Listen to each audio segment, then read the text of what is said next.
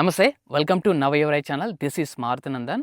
ఈ యాసంగి పంటకు మనం వినియోగించాల్సినటువంటి ఎరువులు ఎంత అనేది ఈ వీడియోలో తెలుసుకున్నటువంటి ప్రయత్నం చేద్దాం. ఒక పంట కాలంలో అంటే ఒక సీజన్‌కి ఒక ఎకరాకి మనం ఏ మోతాదులో ఈ ప్రధాన ఎరువులైనటువంటి ఎన్‌పీకే నత్రజని, భాస్వరం, పొటాషియం మనం మాక్సిమం వినియోగించాల్సినటువంటి పర్సెంటేజ్ ఎంత, లేదా బ్యాగుల్లో కావచ్చు లేదా కిలోలో కావచ్చు, మనం ఎంత వినియోగించాలనేది ఒక పరిపూర్ణమైనటువంటి అవగాహన మీకు కల్పించాలనే ఉద్దేశంతో ఈ వీడియో అనేది చేయడం జరుగుతుంది.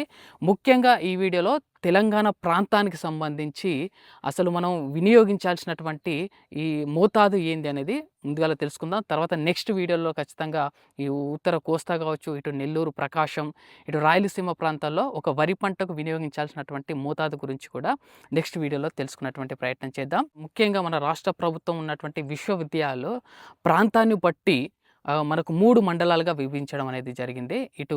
ఇది ఉత్తర తెలంగాణ, మధ్య తెలంగాణ, దక్షిణ తెలంగాణ అని 3 మండలాలుగా విభజించడం జరిగింది. ఉదాహరణకు మనకు ఉత్తర తెలంగాణ చూసినట్లయితే పాత జిల్లాలు చూసినట్లయితే కరీంనగర్ కావచ్చు, నిజామాబాద్ కావచ్చు, ఆదిలాబాద్ కావచ్చు.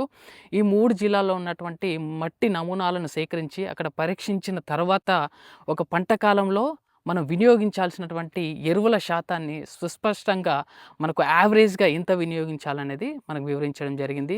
చాలామంది రైతులకి ఇక్కడున్న డౌట్ ఏందంటే, అసలు ఒక పంట కాలంలో మనం వినియోగించాల్సినటువంటి మోతాదు ఎంత అనేది ఇప్పటికీ చాలామంది రైతులకు అవగాహన లేదు. అలాగే విచ్చలవిడిగా రైతులు తనకు తోచిన రీతిలో విపరీతంగా ఎరువులను వినియోగించినటువంటి సందర్భాలు ఉన్నాయి. ఒక్కొక్కరు యూరియా దాదాపు 5, 6 బస్తాలు ఒక సీజన్ కాలంలో ఒక ఎకరా చొప్పున వినియోగిస్తున్నటువంటి రైతులున్నారు. అలాగే కాంప్లెక్స్ ఎరువులను కూడా విపరీత స్థాయిలో వాడుతున్నారు. అసలు కాంప్లెక్స్ ఎరువులనేది వరి పంటకు అసలు రికమెండెడే కాదు. అయినప్పటికీ కూడా చాలామంది రైతులు ఈ కాంప్లెక్స్ ఎరువులను విపరీతంగా వాడడం జరుగుతుంది. సో, దీనికి సంబంధించి అలాంటి తప్పులు చేయకూడదు. సో, ఒక కరెక్టు సొల్యూషన్ రైతులకు చూపించాలి. అసలు మనం యాక్చువల్‌గా వాడవలసినటువంటి మోతాదు ఎంత అనేది మీకు క్లియర్ కట్‌గా అథెంటికేషన్ ఇన్ఫర్మేషన్ మాత్రమేకే మీకు వివరించేటువంటి ప్రయత్నం చేస్తున్నాను.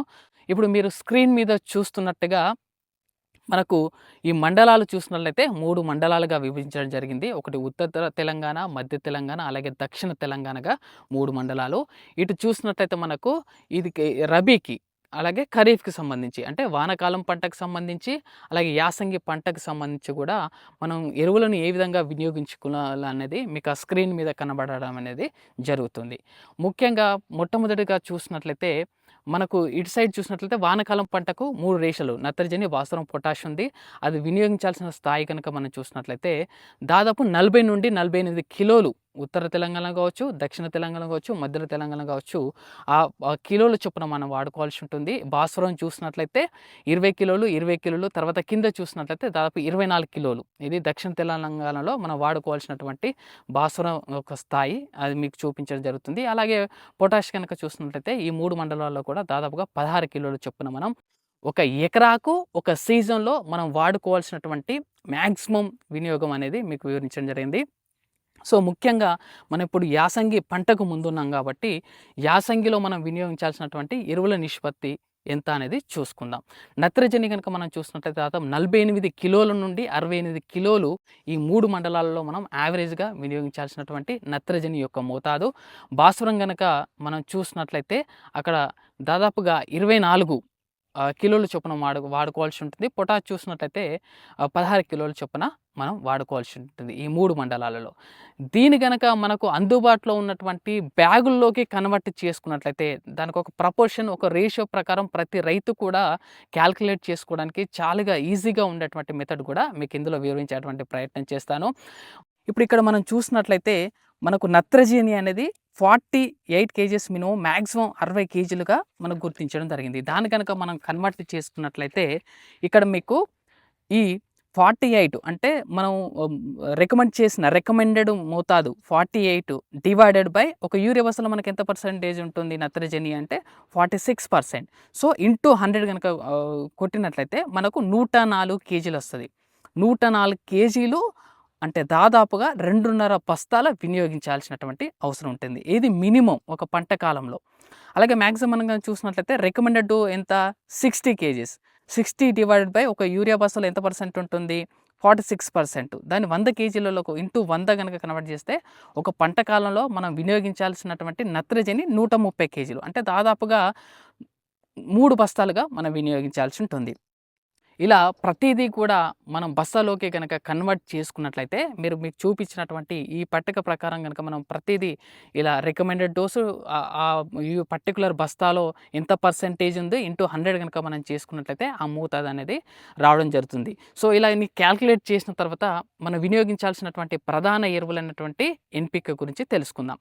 నత్రజని అనేది దాదాపుగా 2.5-3 బస్తాలు మనం మ్యాక్సిమం ఒక పంట కాలంలో ఒక సీజన్లో వినియోగించాల్సినటువంటి నత్రజని యొక్క మోతాదు. అలాగే భాస్వరం గనక చూసుకున్నట్లయితే భాస్వరం మనకు మార్కెట్లో 2 రకాలుగా అందుబాటులో ఉంటుంది. ఒకటి ఎస్ఎస్పి సింగిల్ సూపర్ ఫాస్ఫేట్, అలాగే డిఏపి డమోనియం ఫాస్ఫేట్ అని ఈ 2 రకాలుగా మనకు అందుబాటులో ఉంటుంది. మనకు సింగిల్ సూపర్ ఫాస్ఫేట్ అయితే అందులో 16% అనేది ఉండడం జరుగుతుంది. డిఏపిలో దాదాపు 46% అనేది దొరుకుతుంది. ఒకవేళ మనం సింగిల్ సూపర్ ఫాస్ఫేట్ కనుక భాస్వరాన్ని కనుక వినియోగించుకుందాం అనుకుంటే దాదాపుగా ఎకరానికి 3 బస్తాల చొప్పున మనం వినియోగించాల్సి ఉంటుంది. అంటే 3 బస్తాలు అంటే ఒక బస్తా 50 కేజీల చొప్పున ఉంటుంది కాబట్టి మనం 3 బస్తాలు అనేది వినియోగించాల్సి ఉంటుంది. ఇక డిఏపి చూసినట్లయితే ఒక బస్తా మాత్రమే ఒక పంట కాలంలో ఒక సీజన్లో మనం వినియోగించాల్సి ఉంటుంది ఒక ఎకరానికి. అలాగే పొటాష్ కనుక మనం చూసినట్లయితే 16 అనేది ఉండడం జరిగింది కాబట్టి దాన్ని కన్వర్ట్ చేసినట్లయితే దాదాపు 26 కేజీలు ఒక ఎకరా చొప్పున మనం వినియోగించాల్సి ఉంటుంది. సో ప్రధాన ఎరువులైనటువంటి ఎన్పికే అయినటువంటి నత్రజని యూరియా అనేది దాదాపు 2.5-3 బస్తాలు, భాస్వరం అనేది సింగిల్ సూపర్ ఫాస్ఫేట్లో అయితే 3 బస్తాలు, అలాగే డిఏపిలో అయితే కనుక 1 బస్తా చొప్పున మనం వినియోగించాలి. పొటాష్ అయితే చూసినట్లయితే అర బస్తా అంటే 25 కేజీలు దాదాపు ఎకరానికి ఒక పంట కాలంలో మన తెలంగాణ ప్రాంతాల్లో వివిధ మండలాలకు చెందినటువంటి రైతులు మ్యాక్సిమం ఉపయోగించాల్సినటువంటి ఎరువుల యొక్క నిష్పత్తి. సో ఇంతకు మించి మీరు ఎక్కువగా ఎక్సెస్గా ఉపయోగిస్తున్నట్లయితే సో మీరు అదనంగా ఖర్చు పెడుతున్నట్లే దీని కనుక మనకు మ్యాక్సిమం అయ్యే ఖర్చు చూద్దాం. చాలామంది రైతులు ఏంది ఇన్ని ఎరువులు చల్లుకోవాలా ఇంత ఖర్చు అని అంటారు. మ్యాక్సిమం ఎంత ఖర్చు అవుతుందంటే ఒక ఎకరానికి దాదాపు 3,100 రూపాయల ఖర్చు అనేది అవుతుంది. మనం చూసిన 3 బస్తాలకి యూరియాకి దాదాపుగా ఒక బస్తా 300 ఇసుకున్నా కానీ 900 రూపాయలు, ఒక డిఏపి బస్తా దాదాపు 1,350 రూపాయల వరకు ఉంది. అలాగే పొటాష్ సగం బస్తానం కాబట్టి 850. సో ఈ 3 కనుక మనం క్యాల్కులేట్ చేసినట్లయితే 3,100 వరకు ఖర్చు అయ్యేటువంటి అవకాశం ఉంది. సో మ్యాక్సిమం మనం ఎక్స్పెండ్ చేయాల్సినటువంటి ఎరువుల ఖర్చు కూడా మీకు అనేది వివరించడం జరిగింది. సో ఈ నత్రజని, భాస్వరము, పొటాషు మనం ఎప్పుడు వినియోగించాలి? సో ఇది కూడా అత్యంత ప్రధానమైనదిగా రైతులు గుర్తుంచుకోవాలి. ఇప్పుడు ఆఖరి దుక్కిలో ఇంకొక దుక్కి జంబు కొట్టే ముందు ఈ మన భాస్వరం గనక చూసుకుంటే సింగిల్ సూపర్ ఫాస్ఫేట్ అనేది మనం 3 బస్తాలు ఎట్ ఏ టైమ్‌గా మనం ముందుగానే దుక్కిలోనే చల్లుకోవాల్సి ఉంటుంది. ఒకవేళ సింగిల్ సూపర్ ఫాస్ఫేట్ కనుక చల్లుకోను నేను ఒకవేళ డిఏపి చల్లుకుంటానంటే గనక ఆఖరి దమ్ములోనే ఒక బస్తా చొప్పున మనం చల్లుకోవాల్సి ఉంటుంది. సో ఇది భాస్వరానికి సంబంధించినటువంటి కోట. మనం ఏం చేయాలి ఆఖరి దమ్ములో ఉన్న ఈ సింగిల్ సూపర్ ఫాస్ఫేట్ రూపంలో కనుక మీరు చల్లుకున్నట్లయితే 3 బస్తాలు చల్లుకోవాలి. ఒకవేళ డిఏపి రూపంలో కనుక మీరు చల్లుకున్నట్లయితే ఒక బస్తా ఒక పంట కాలంలో చల్లుకోవాల్సి ఉంటుంది.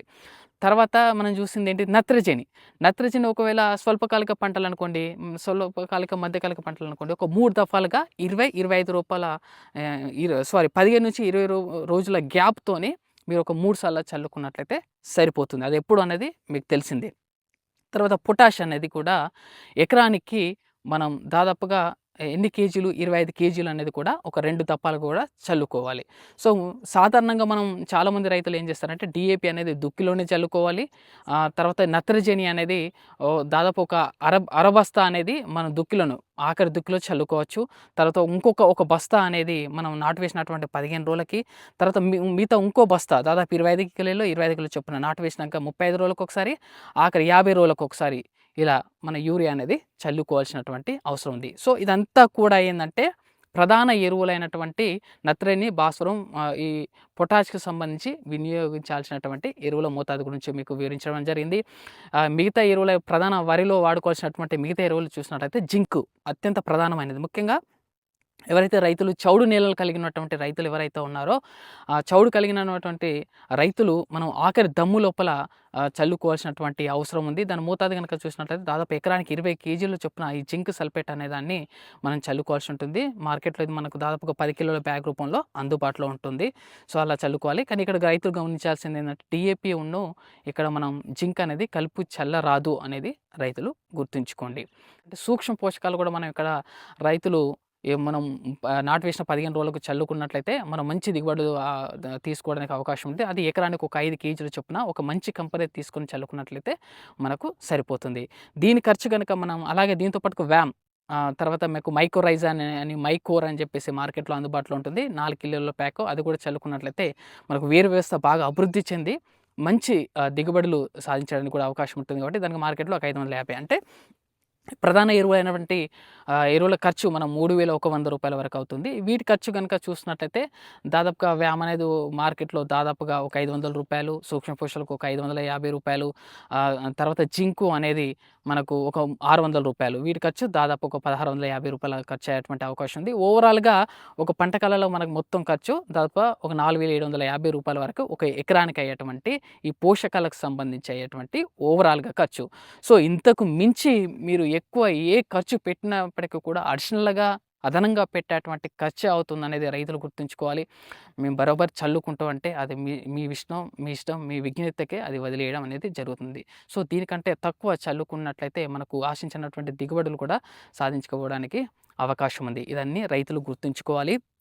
సో, ఇదంతా చెప్పిన కదా! దీంతో కంటే అత్యంత ప్రధానమైనది మనం ఖచ్చితంగా సేంద్రియ ఎరువులు మాత్రం తప్పనిసరిగా వేసుకోవాలి. సేంద్రియ ఎరువులను గనక మనం వేసుకున్నట్లయితే భూమి యొక్క పీహెచ్ లెవెల్ అనేది పెరిగిపోయి మనకు చౌడు నేలలుగా, క్షారపు నేలలుగా మారి భూమిలో ఎంత మంచి పోషకాలు ఉన్నప్పటికీ కూడా మొక్క అనేది తీసుకోక మనకు ఆశించినటువంటి దిగుబడులు కూడా రాకపోవడానికి అవకాశం ఉంది. చాలామంది రైతులు కాంప్లెక్స్ ఎరువులు అనేది విపరీతంగా వాడడం జరుగుతుంది. దయచేసి కాంప్లెక్స్ ఎరువులు వరి పంటలో వాడకండి. సూటి ఎరువులను మనం సూచించిన మోతాదు మేరకు చల్లుకుంటే సరిపోతుంది. ఇది రైతులు ఖచ్చితంగా గుర్తుంచుకోండి. అనవసరమైనటువంటి పెట్టుబడి పెట్టి మీరు ఇబ్బంది పాలు కావద్దనేది నా తరపు నుంచి మీకు సూచించడం జరుగుతుంది. ఇప్పటివరకు సూచించిన ఈ రేషియో అనేది కూడా మన రాష్ట్ర ప్రభుత్వం సూచించిన మేరకు మాత్రమే మీకు వివరించడం అనేది జరిగింది. రైతుల నుంచి ప్రస్తుత కాలంలో వస్తున్నటువంటి కంప్లైంట్ చూసినట్లయితే సల్ఫర్ ఇంజ్యూరీ అనేది విపరీతంగా జరుగుతుంది. యాసంగిలో ముఖ్యంగా ఈ సల్ఫర్ ఇంజ్యూరీ అనేది మనం ఎక్కువగా చూడడం జరుగుతుంది. ఏడీఏ, ఏఓ స్థాయిలో రైతు ఫీల్డ్ విజిట్ చేసినప్పుడు ఈ సమస్య అనేది ఎక్కువగా గుర్తించడం జరుగుతుంది. ముఖ్యంగా ఉత్తర తెలంగాణలో ఈ సమస్య అనేది ఎక్కువ గుర్తించడం అనేది జరుగుతుంది. దానికి రైతు వేదికల్లో చాలా మీటింగ్లో కూడా అవేర్నెస్ కల్పించేటువంటి ప్రోగ్రామ్స్ కూడా అధికారులు కూడా కల్పించడం అనేది జరుగుతుంది. దీనికల ప్రధాన కారణం చూసినట్లయితే రైతులు ఈ 2020-30కి సంబంధించినటువంటి కాంప్లెక్స్ ఎరువులను విపరీతంగా వాడడం అనేది అత్యంత ప్రధానమైనటువంటి అనేది గుర్తించడం అనేది జరుగుతుంది. సో, దయచేసి రైతులు ఈ కాంప్లెక్స్ ఎరువులైనటువంటి 2020-30ని తగ్గించేటువంటి ప్రయత్నం చేయండి. ఎక్కువ మోతాదులో మీరు చల్లకపోవడమే ఉత్తమమైనదిగా రైతులు గుర్తించాలి. నేను కాంప్లెక్స్‌లో ఎరువులు బరోబర్ చల్లుతాను. సో, మీకు అవగాహన లేక మీరు ఇలా చెప్తున్నారు అని కనుక మీ మదిలో ఉంటే అది మీది కూడా మీ విజ్ఞతకి అనేది వదిలేయడం జరుగుతుంది. సో, యావరేజ్‌గా ఒక మన శాస్త్రవేత్తలు చెప్పినటువంటి ఒక సరైనటువంటి సమాచారాన్ని కూడా మీకు అందించాలనే ఉద్దేశంతో ఈ వీడియోని వివరించడం అనేది జరుగుతుంది. ఖచ్చితంగా మీరు సేంద్రియ ఎరువులనైతే మీరు ఖచ్చితంగా చల్లుకునేటువంటి ప్రయత్నం చేయండి. సేంద్రియ ఎరువులు లేకపోతున్నట్లయితే మన యాసంగి పంట అయిపోయిన తర్వాత ఈ పచ్చ రొట్టె ఎరువులను కూడా వాడుకునేటువంటి ప్రయత్నం చేయండి. ఇంకా మీరు ఏ క్వశ్చన్ అడగదలుచుకున్నా ప్లీజ్ కామెంట్ బాక్స్లో అడగండి. ఏదైనా ఇన్ఫర్మేషన్ మిస్ అయినట్లయితే అది కామెంట్లో బాక్స్లో మీకు వివరించేటువంటి ప్రయత్నం చేస్తాను. ఇంత ఓపికగా ఈ వీడియో చూసినందుకు మీ అందరికీ ధన్యవాదాలు తెలియజేసుకుంటాను. Thank you for watching.